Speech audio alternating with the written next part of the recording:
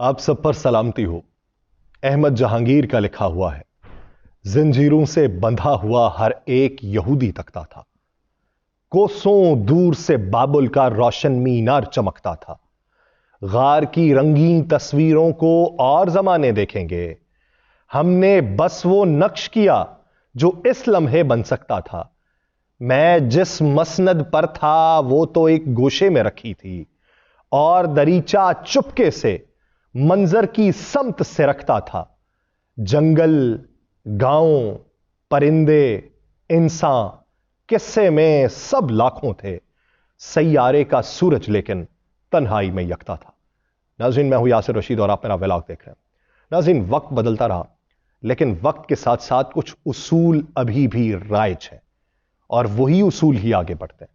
मुख्तलिफ सर्वेज करवाए जाते हैं, इलेक्शन से पहले करवाए जाते हैं, लोगों की राय जानने के लिए करवाए जाते हैं। एक सर्वे अब की बार भी करवाया गया, इससे पहले भी बहुत से सर्वे हुए लेकिन उस पर इतना वावेला ना हुआ। लेकिन एक सर्वे जो अब करवाया गया कि किस जमात को वोट देना चाहिए या किसकी मकबूलियत है, तो ऐसे में मैं ऐसे सर्वेज को 100% मुस्तनद नहीं मानता जो चंद हजार लोगों की राय लेके करोड़ों की राय बना दी जाए। लेकिन हाल ही में जो सर्वे हुआ है जिसने बहुत से लोगों को हिला के रख दिया, जो एक निजी अखबार या निजी मीडिया ग्रुप की तरफ से करवाया गया, जिसमें लाखों अफराद की राय को शामिल किया गया है, जिसने हुकूमत बनाने की दौड़ में शामिल बहुत से लोगों की नींदों को उड़ा के रख दिया, और खुसूसन उनकी जो ये कहते हैं कि भाई वजीर आजम तो हमारे होंगे, हम ये पक्की बात कर रहे हैं वजीर आजम हमारे होंगे।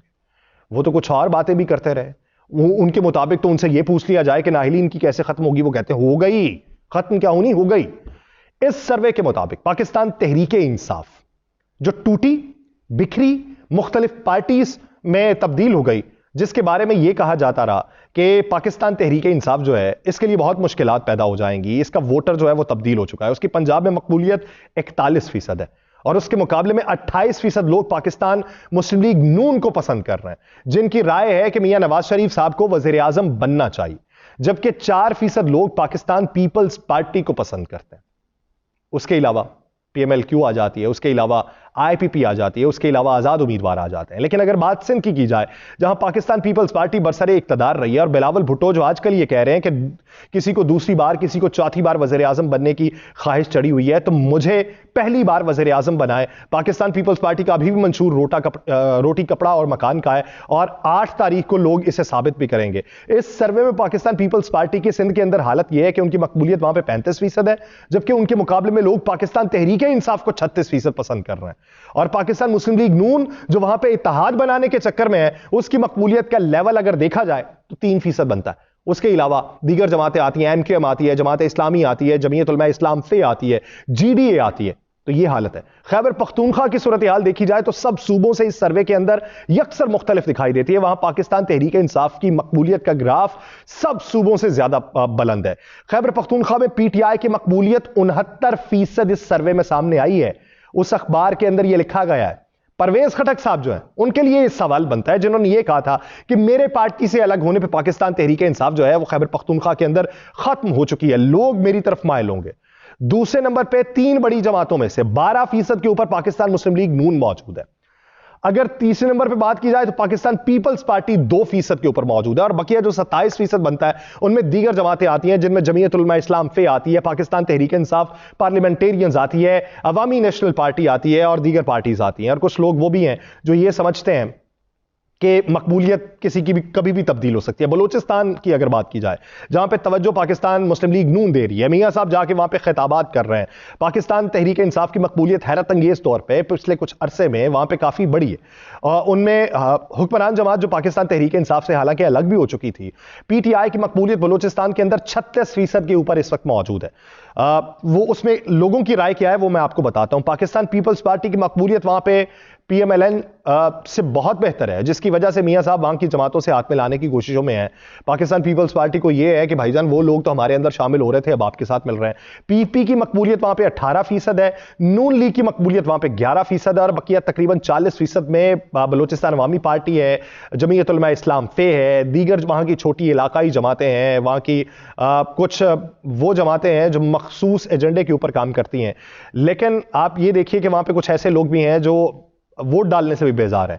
पाकिस्तान तहरीक इंसाफ की मकबूलियत जो वहां पे है उसकी एक बुनियादी वजह कुछ लोग ये समझते हैं कि अगर PTI के सरबरा इमरान खान नहीं होते, कोई और हो जाता है, वो ABC, वो कुछ नाम भी समझते हैं, अली मोहम्मद खान हो जाते हैं, या कोई और पाकिस्तान तहरीक इंसाफ को लीड करता है, असद उमर साहब की वापसी होती है, वो लीड कर लेते हैं, तो तब ये लोग जो हैं ये वोट देंगे पाकिस्तान तहरीक इंसाफ को। ये जो वहां पे मकबूलियत सबसे ज्यादा इस वक्त पाकिस्तान तहरीक इंसाफ की दिखाई दे रही है, ये लोगों की मंतिक है। अगर मजमूई तौर पे ये तासुर लिया जाए, कुली तौर पे, कि पूरे पाकिस्तान के अंदर से, तो उसी सर्वे के मुताबिक 37% लोग ऐसे हैं जो ये राय रखते हैं, यानी हर 5 में से 2 लोग वो ये राय रखते हैं, उनमें पाकिस्तान तहरीक इंसाफ के लोग नहीं, हर 5 में से 2 अफराद जो 37% मजमूई तौर पर बनते हैं, उन लोगों की राय भी यही है कि अगर खान साहब पाकिस्तान तहरीक इंसाफ के सरबराह नहीं रहते, कोई और आ जाता है, तो वोट PTI को दिया जाएगा। ये लोगों की राय है,